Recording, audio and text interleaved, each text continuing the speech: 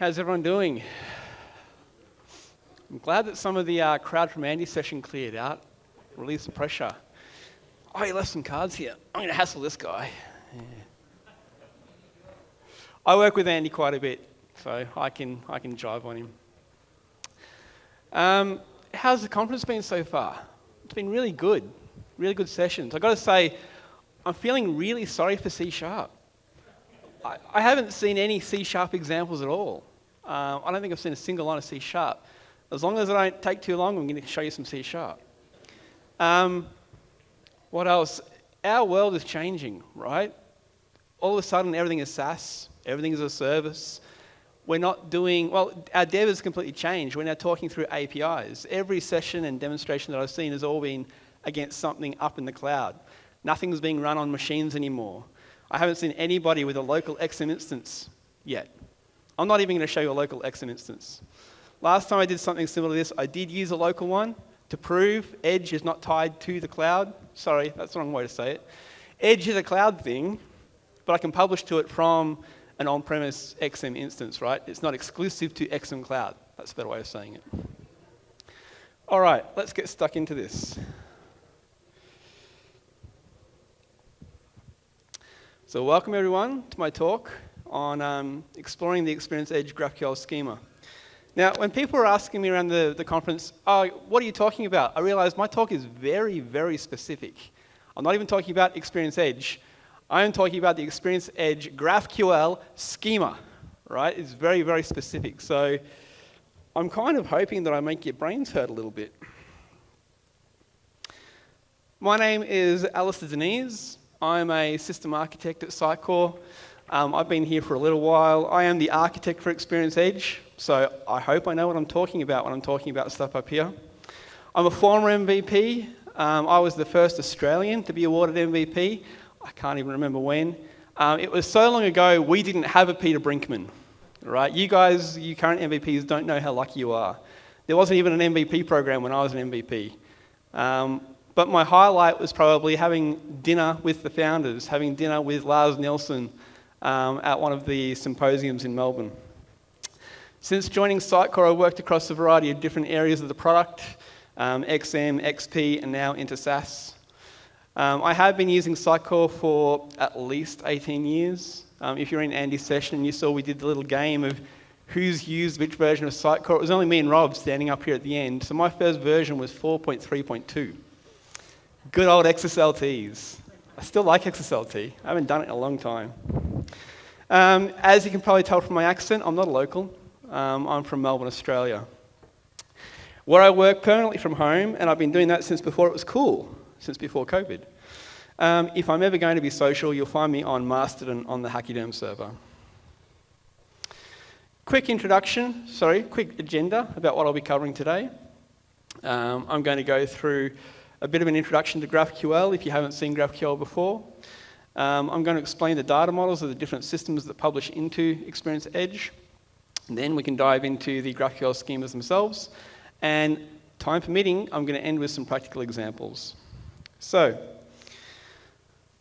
it's all about headless architecture, right? We've heard a lot about DXP and composable and headless and all the rest of it. So, we've got a variety of different systems in Sitecore that publish into Experience Edge. We've got XM, which covers all of the XM variants, XM, XP, XM Cloud. We've got Content Hub as well, and Content Hub 1. So all of these things publish their content into Experience Edge. We then expose that through the GraphQL API. And this is because of a headless architecture, or this is to support a headless architecture. So when you're dealing with your head out there, your client, the benefit of a headless architecture is your head no longer runs inside the CMS, okay? So traditional XM development, you're used to running it inside of the XM application. But you are, if you like, hindered by all of those technical decisions and limitations of what that application is. With a headless architecture, you get to choose. You can choose your framework, you can choose your language, you can select how it runs. It's also typically much easier to customize because you don't have to worry about what the CMS application is doing. But to support that model of development, we need a common web API, a common API that you can use to communicate with Edge and to retrieve that content. Now that client, by the way, it can be anything. You know, we keep talking about websites here, but it could be a website, it could be a mobile application, it could be a kiosk in a hotel lobby, right? It's multi-channel, it's omni-channel. GraphQL introduction. So GraphQL is a query language for querying structured data. It was first created by Facebook in 2012, and in 2015 it was made open source. In 2018, the GraphQL Foundation was established as part of the Linux Foundation. So GraphQL now is a proper, full, open source project. It allows retrieving multiple objects at once. So it's really well suited for what we're doing here. Now, a traditional REST API, so if you're not talking GraphQL, you're typically talking REST API. So traditional REST API, typically you're dealing with one kind of object at a time and often one object at a time. Sometimes the REST API will allow you to retrieve a list or a batch of items at once, but typically they are all homogeneous, they are all the same kind of item. GraphQL, they can all be different. One of the major benefits of GraphQL, though, is it allows us to retrieve the related objects. So when we've got content published to Edge, we've got multiple different entities and they're related. So when I retrieve the first entity, I'd also like to retrieve the second one and the third one. So in a single call, I'm getting this whole graph of objects, hence the graph in the name GraphQL. There's the link there as well if you want to have a look at the GraphQL project. So let's get straight into demo. Let me show you GraphQL. Is that big enough? We'll see when I start typing. Like Andy said, go nuts on trying to leverage these secret tokens down here. I'm going to delete them all when I'm done. So I am going to use the Experience Edge GraphQL Playground to introduce you to GraphQL. Let's start writing some queries. So my query, what I would like to do is grab a blog. So I'm going to grab a blog. I need to give it an ID. And I've got an ID right here for this data set. I should have said, you know, live coding on stage, not what could go wrong. And I'll grab the ID and the name and the description of that. Let's run that. Is that big enough? Can everyone see? Yep, cool. All right. Now, I don't actually need that description. Like you can see there, the description is fairly big. It's fairly wordy. What if I'm not going to use a description in my front end on this particular case? Well, I don't need to grab it. One of the benefits of GraphQL, you get exactly what you ask for. So there's no overfetching. You're not overfetching data and wasting bandwidth pulling that down. All right. So this is a blog. And you might have kind of got a sense of this whilst I've been typing in here and all the IntelliSense that keeps popping up. That's because GraphQL, like I said, it has a schema. It has a definition of what's allowed here. That's all documented here on that tab on the right-hand side, the schema tab. This is the full schema definition language for this particular tenant that I'm currently using. That's a little bit verbose. There's a more human-readable version of that on the docs tab right here. So you can see I'm executing a blog query, and I've got details here on what that entails. So that's the blog query right there. It's returning a type of blog.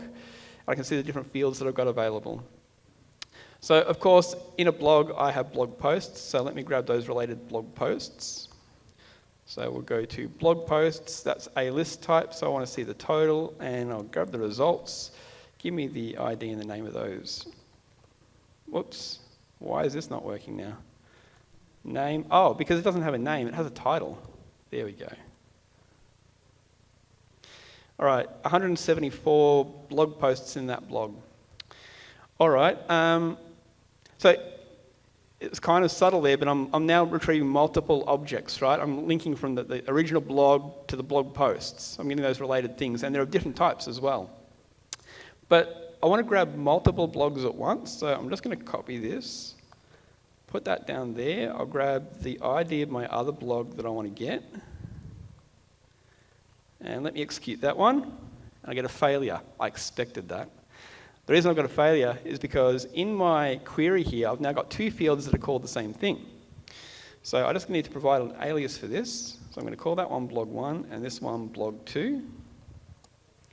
And now I can execute that. So you might notice the structure of the output matches the structure of the input, right? So the response is returned in a property called data. But then from there, we've got blog1, ID, name. So you can see how that structure is the same. You wrote the query, you know what to expect in the output now. Let me just clean this up a little more because I don't like repeating all of this stuff. So I'm just going to create a fragment here. And this fragment is going to be called blog info, and that's on the type of blog. And I'm just going to grab the actual fields there that I'm grabbing. Okay. Now I can simplify this query here. I'm going to use that fragment there. And up here as well. Pretty that up. There we go. Same result, but it looks a little nicer in my query. There's the first blog there with 174 results and the second one with 162. Okay. So that was GraphQL. Let's talk about the data models of the different systems that publish into Experience Edge. The reason we need to consider this is we need the GraphQL schema on Experience Edge to be compatible with the data model of the system that's publishing into it. So let's start with the XM data model. This is probably fairly familiar to a lot of you. The XM data model is items defined by an item template, and it's the template that defines the fields that are available on types of that item. We can relate between items, and that's done at a field level. So if I want to make a relation between item 1 and item 2, I do that at a field. I have to add a field to item 1 template that is of a link type, like a drop list or a drop link or something like that. These are structured into a content hierarchy, the content tree. So there's another relationship there as well, an implicit relationship. The Content Hub data model is a little bit different. There's no content tree now, there's no hierarchy, but it's similar in the nature of you've still got entities that are defined by entity definitions. The entity definition defines the properties and the relations. Properties are typically simple scalar values. Relations do the linking between the entities. The Content Hub 1 data model is built on top of the Content Hub data model. And that's because it's built on top of Content Hub. However, now it's a little simpler. It's very much based on the CMP data model. So now we have content items that are defined by content type. The content type defines the fields. And again, coming back a little bit more to the XM way, when you want to make relations between the content items in Content Hub 1, you use a specific field type, so a reference field. Now, all of this drives the GraphQL schema, because like I said, we need a GraphQL schema that works with the data model of the source system. So we've got two major GraphQL families on Experience Edge. There is the XM family, and that covers all variants of XM, XMXP, on-prem managed cloud, as well as XM cloud. And then we've got the dynamic schema. The dynamic schema is used by Content Hub and Content Hub 1. When we're working with XM data, we have a number of fixed queries that we can execute: item, layout, search, and site. And then for every template in the source system, we generate a specific item type, output type for that as well, just to make it a little bit easier for when you're working with items that are of that specific type.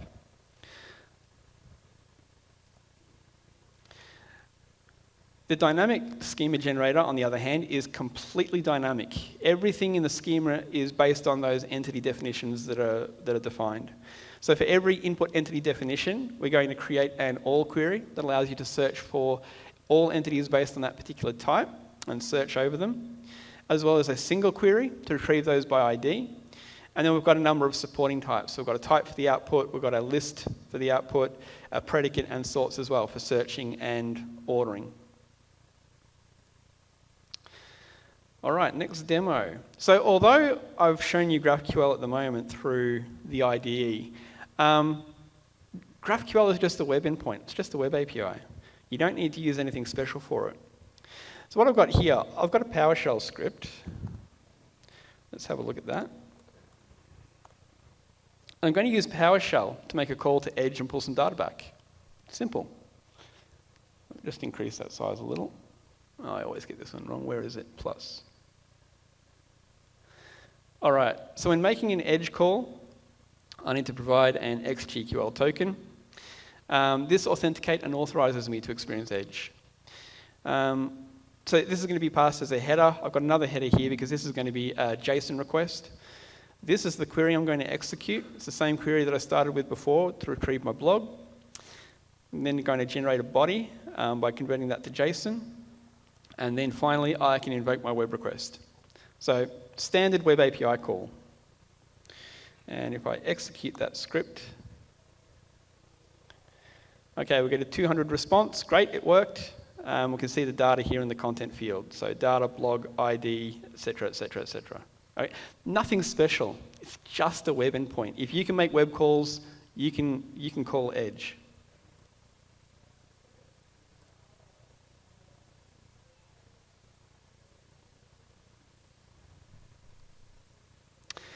So let's dive into some schema stuff. Let's dive into the XM schema. Back here in the GraphQL playground, let me just change my token to change the tenant that I'm working with. So what's that one? That one was ops.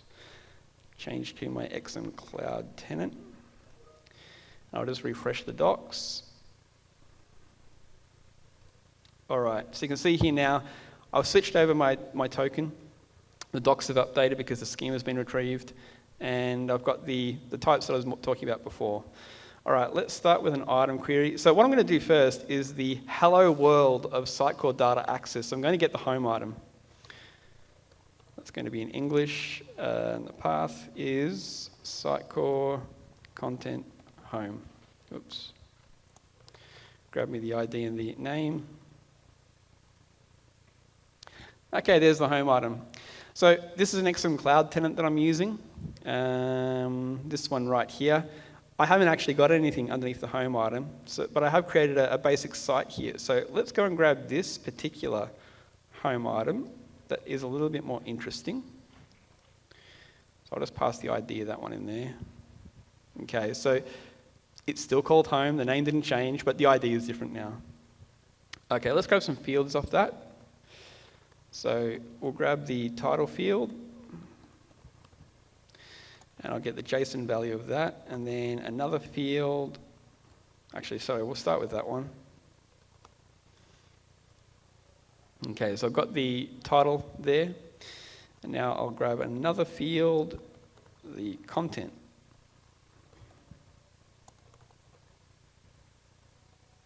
Okay, failure again, because again, I've got two fields at the same level in the query that have the same name. So I'll just give them some aliases.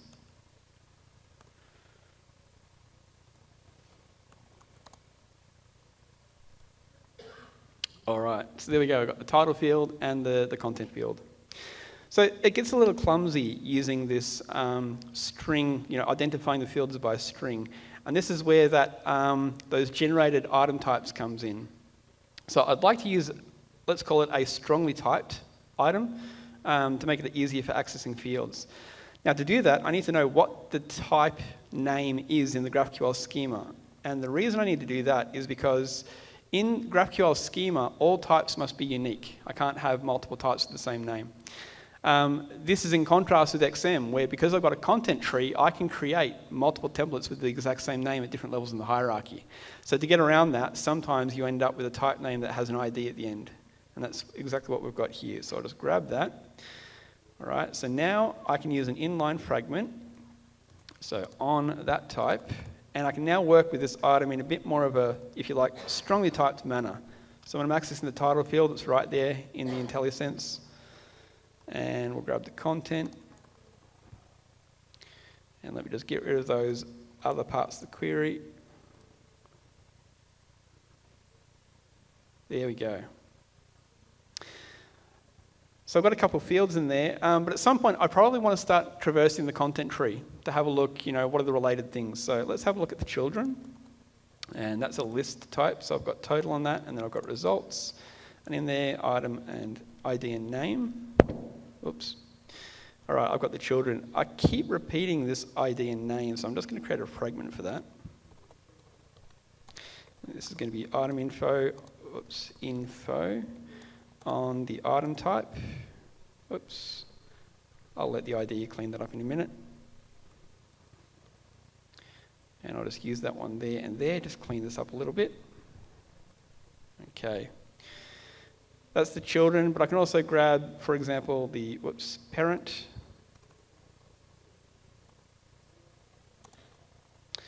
And I can do item info on that one as well. Okay. So that's the item query. But often when we're building a website, now, and if we're talking XM, we're typically talking about building websites. We need to introduce the web domain, so requests and things like that, routes. So rather than having to know specific IDs, tie things to IDs or paths in the content tree and things like that, we've got a query to help out here, which is the layout query. So the layout query kind of introduces the web concept, if you like, to the content. So let's query in English. Whoops. And the site that I'm going to be querying is my basic site. And the route path is the root item. And then just give me the item info on that. Oh, sorry. Okay, fields on the layout type. I've only got one, and that is the item that is serving that layout. And then I can use the item info fragment. So there we go, there's the home item. There's the about item, and here's the news item. So you can see there, now I don't need to know this whole long, deep nested path inside of the content tree. I can use the routes that are exposed by the website. So I'm talking now more in terms of the website domain. Okay, I want to build something a little bit more complicated though. I'd like to search for some news articles. So in this basic site, I did do a tiny little bit of, customization. I added this news item here. I'll just click on that. And I've only got a handful of news items in here, but the news items, so I'd just like to start with finding the news items, right? So let's go and grab the template ID of a news item. And now I can use a search query to find that. So let's do search. And when we're searching, we need to provide a predicate. So I'm using the where argument there. Now the predicates in a search term are basic field matches. So I'm just matching a field, whatever, to a particular value.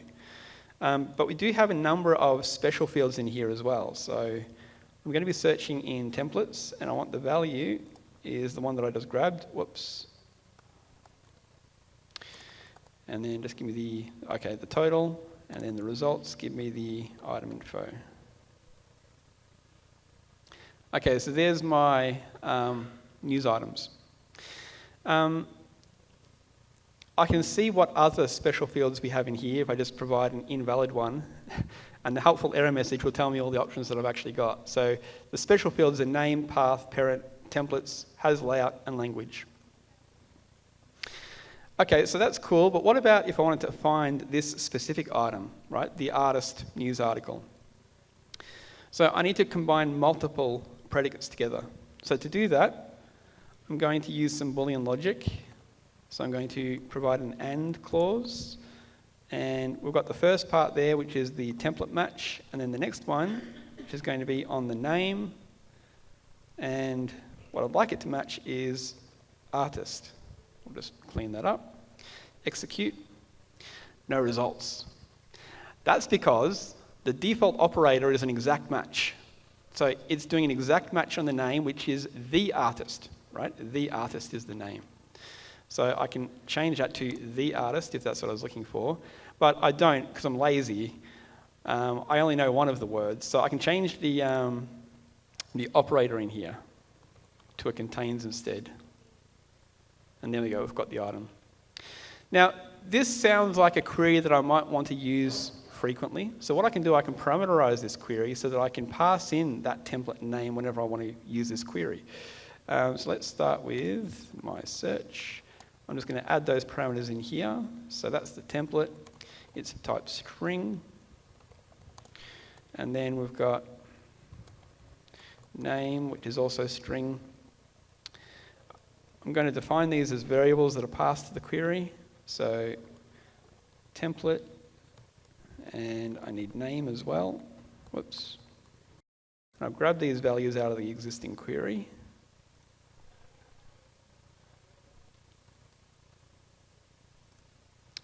And then I can use these variables inside the query. So I'm just going to substitute that one in here.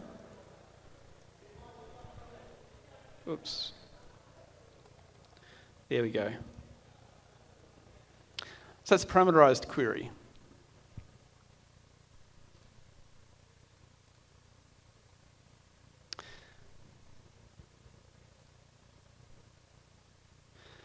All right, that's XM. Let's explore the Content Hub 1 schema. I wanted to give a very practical example of exploring a Content Hub 1 schema.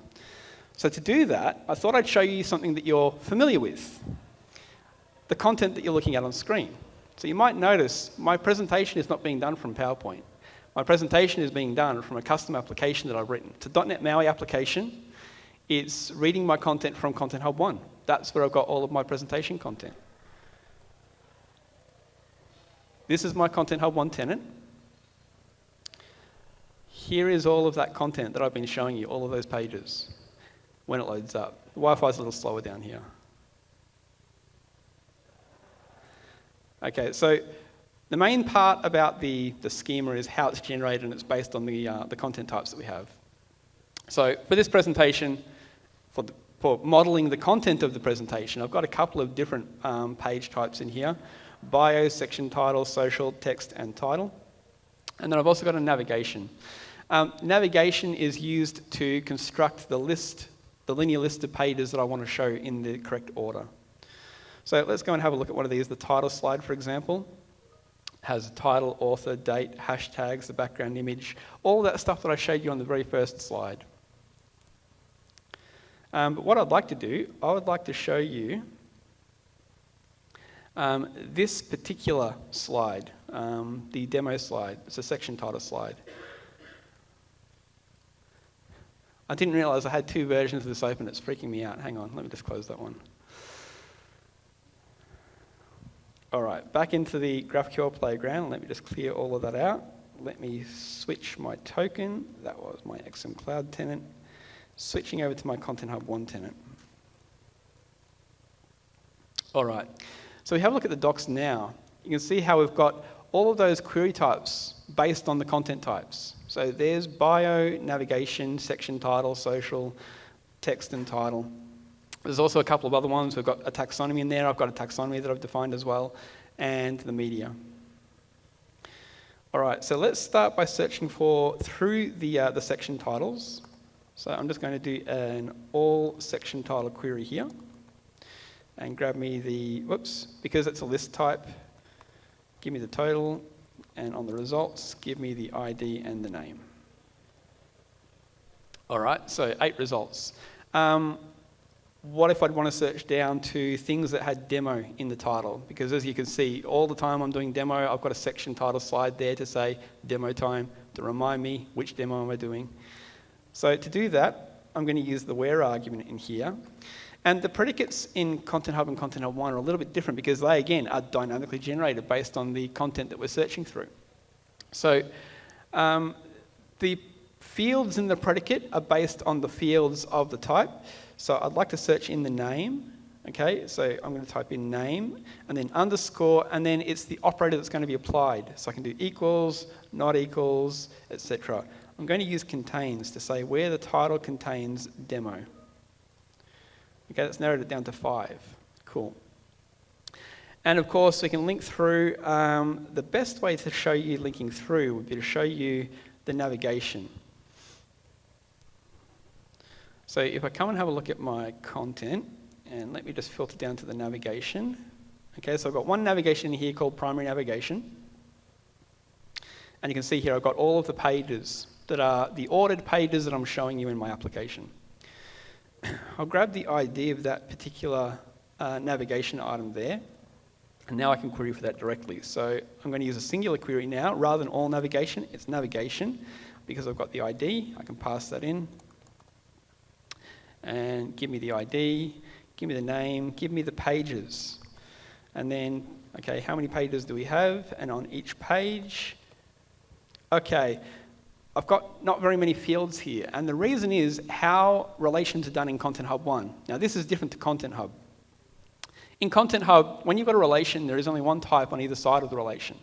So for example, when I'm linking from asset to asset media, there is only assets on one side and asset media on the other. In Content Hub 1, we can link from a particular content type to any other content type. So it's a multi-typed relation. The best way to explore this is with the Docs tab. So let's dig into, there's the navigation item, the query. This is the navigation item. There's pages, which is a list. Here it is the result. So the result type is navigation pages parent types. And you can see here it's a union type. So it's allowing you to, if you like, multiplex over different types. And these, as you would notice, are all of the different content types inside my solution. So to access those, I simply use an inline fragment. So on title, for example, give me the ID, give me the title. If it's a text, give me the ID and give me the title of that one. Okay, so you can see there, they all appear, some of them are filled in with fields, some are not, right? Because I didn't provide a fragment for section title.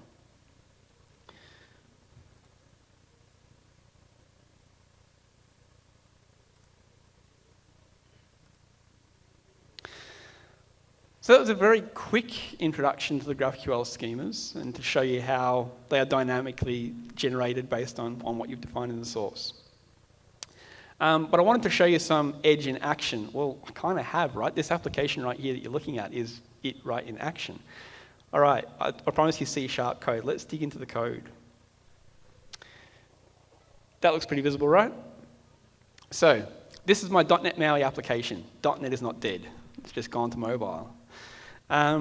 This all starts off in the main page. So when the application is loaded up, the main page is the first page that's going to get put onto the application. So in this onNavigator to event handler, I'm going to access the application settings to get the navigation name. So the navigation name in this case is primary navigation, and then I'm going to pass that to the page controller. So this iContent page controller is not a MVC controller, but it is a true controller in the sense of what MVC controllers do. So let me just go into that implementation. Is that code visible? Do you want me to make it a little bigger? All good? Cool. So when we load the navigation, we pass in the name. We're going to use the content repository to get the navigation. Let's dive into that method. So we start by executing the get content type query method. So I've got all of my content queries in this folder here. So this is navigation. We're starting off with this get navigation query, right? So if I grab that query, for example, and just throw that over into the playground to give you some syntax highlighting, it's kind of what I was starting to write before, but now I'm just, rather than using a singular navigation query with an ID, because I didn't want to tie the ID in there. Like when you're doing mobile development, it's really difficult when you've got this long, obscure ID and you've got to keep typing it in. Typing in an English word like navigation is very easy. And as I showed there, I'm doing the spread on the inline fragments as well. So that's the actual text, the raw text of the query. You might have also noticed it's parameterized because I'm passing in the name, okay? I'm then creating a GraphQL request. This is just a simple POCO to make it a little easier when I'm generating my web request. I pass the query in there. I set the variables, which is the name, and then I'm going to post that query. Grab my XGQL token from settings, create a new HTTP client, set the XGQL token header, and then I can construct the URL that I'm going to be calling. So because I might want to test this against pre-production, you know, if I'm using a sandbox or something. So in the application itself, actually I could show you that. In the application, I've got the edge URL that I'm using, the token, and the navigation name. And then it's just a simple post as JSON, right? Dead simple. It's just a web request, okay? It's not scary. It's just a web request. So once we've got that, let me go back. Post the query, yep.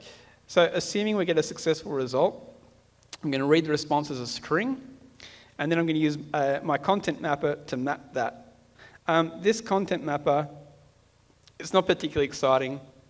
It's just a lot of JSON parsing to then create strong objects from it. So that's going to create a navigation page, for example.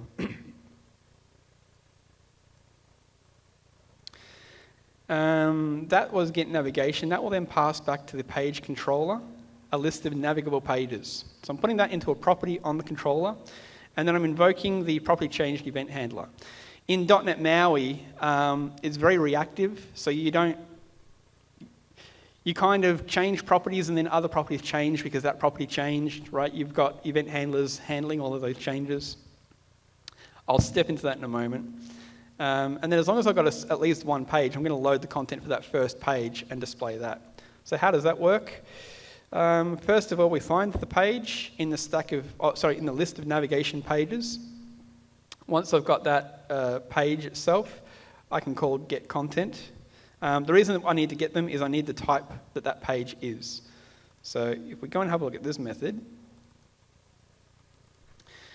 get content type query, which is going to load up the appropriate GraphQL query here based on the type. So this is for bio, this is for section title, this is for social, text, and title. I shouldn't have done that. And then it's the same as we're doing with the navigation. To just create a GraphQL request, set the ID, post it, get a successful response, and map it. Okay, back to the controller. So that will give us the raw content, and the raw content is going to be based on one of these model types I've got over here. So as you can see here, I've got one for title, for text, for social, etc., etc. As long as it's all good, I'm then going to use the page factory to create a page for it. This page factory is generating .NET MAUI content pages. So I pass in my content model type, and then just switching over that to work out what type of page I want to instantiate. And all of those pages are here in the content types folder.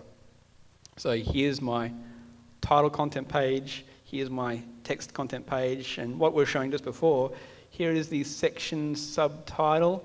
I've got one for left and one for right.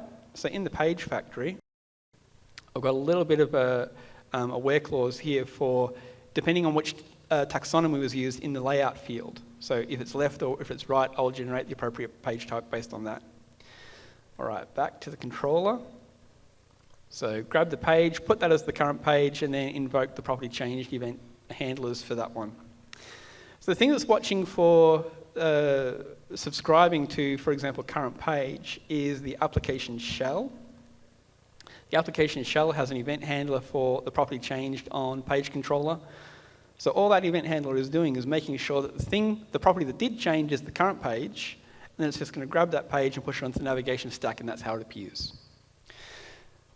So there we go, C# code. You excited? But you know, Content Hub 1, it's omni-channel because it has no concept of if it's a website or not. Yes, Andy?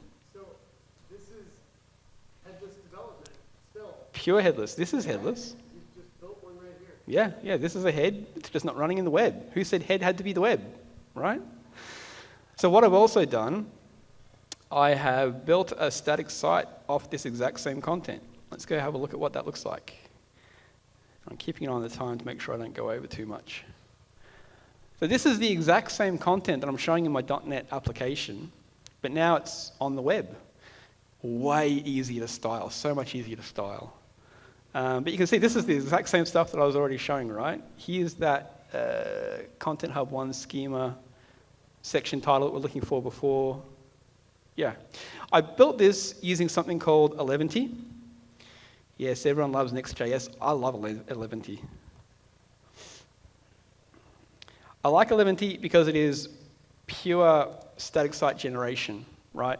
I probably shouldn't talk about what I don't like about Next.js. I do like Next.js.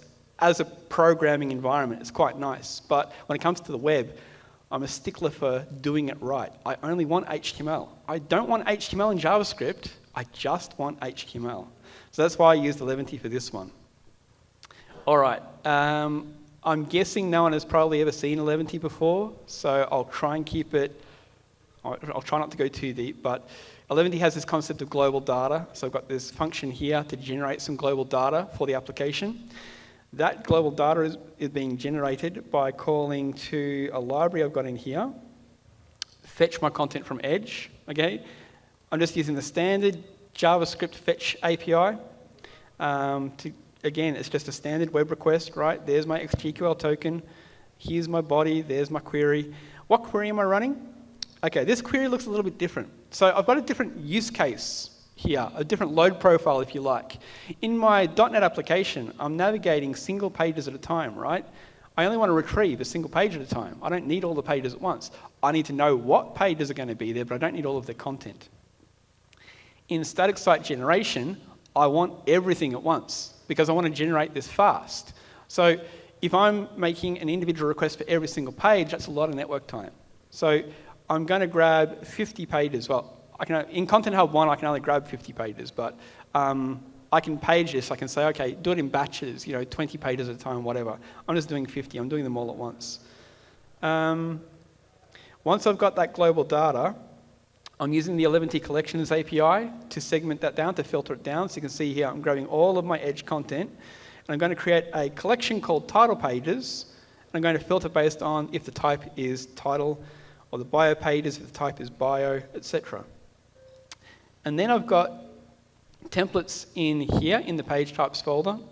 So for example, here's my title template. I'm using the Eleventy pagination feature to take a collection of data and generate an output file for each of the things in that collection. So here I'm using the title pages. In bio, I'm using the bio pages, right? Let's just execute that. Let's make that run, npm run build. And that'll fire up, call Edge, do all the generation, and that generated this _site folder. So you can see all of those pages in here.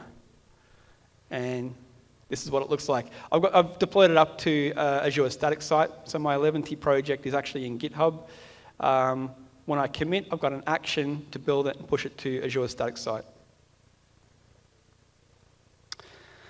Few references. I have been recently writing about these schemas quite a bit because I kind of found like I wanted to explore them. I wanted to tell people all about them. So I've got a couple of blogs there. This is my personal blog. Yep, go ahead, take photos. I'm happy to share them later if I move it too fast and you didn't take it down and you wanted it. If you're interested in the code, there are some code references. These are all up on my personal GitHub. So I've got the .NET MAUI application, if you'd like to dig into that one, as well as the Eleventy application. I'll give that 1 second so people can take pictures.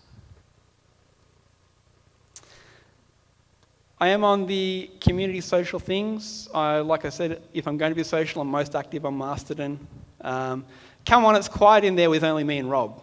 Come on into Mastodon, it's fun. With that, I'd like to thank the sponsors for helping make this event possible, and thank you for listening.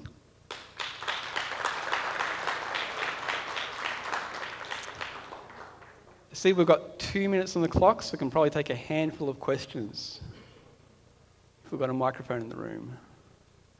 Yeah. As you shown here, the item query and search query are basically working behind the scene on some index. So is it using some kind of indexes there? Yes. Yeah, all of Edge uses an index. Yes, there are many things in the background of Edge. Actually, Andy's analogy of a black box before was very, very good. Edge is a black box. We kind of want it to be a black box because you shouldn't have to worry about the details of what's going on in there. We want to make it work, right? We want you to say, all right, I'm searching for this stuff, and it just works. That's my goal. I'm trying to make sure that this stuff just works. But yes, it is an index in the background. So can you give some more description about what kind of index is? Is it a Solr or some custom index? It's an index. I know that you're searching. It's a site core index. I'll throw you a bone. It is Elasticsearch. We're using Elasticsearch in there, okay? If you're curious, I know this is a technical event, right? Everyone here is techies. Sorry, most people here are techies. But the key there is you shouldn't worry so much about what it is because we could change it tomorrow. I'd like to change it tomorrow. I like to fiddle. I like to make it better, right? Andy keeps saying, Al, do you want to come out of Edge and go and do this extra fun thing? I've got so many things I want to do in Edge first, right? It's a continuous evolution. This is the fun of SaaS because we do release multiple times a day, once a week, whenever we feel like it, you know, and we want to keep making it better for you as well, the community that's using it. Probably got time for one more question before I'm completely out of time. Up the back. So what is the recommendation if you want to extend the schema? Like out of the box, there is a navigation, site collection, right? So if I want to create by myself some extensions, is it possible, not recommended? Okay, so you can't extend the GraphQL schema directly, but there are ways of getting your things into Edge. So things like custom field resolvers in XM can allow you to expand out. So at publish time, expand out a field to include much more data. And then that is published to Edge and then that's available. So there are ways of getting your extra data into Edge, but we're not allowing you at the moment to change the schema itself. The schema is reflected based on the templates. Yeah. The schema is templates and yeah. Same as template one. Yeah. All right. Time's up. Thank you very much.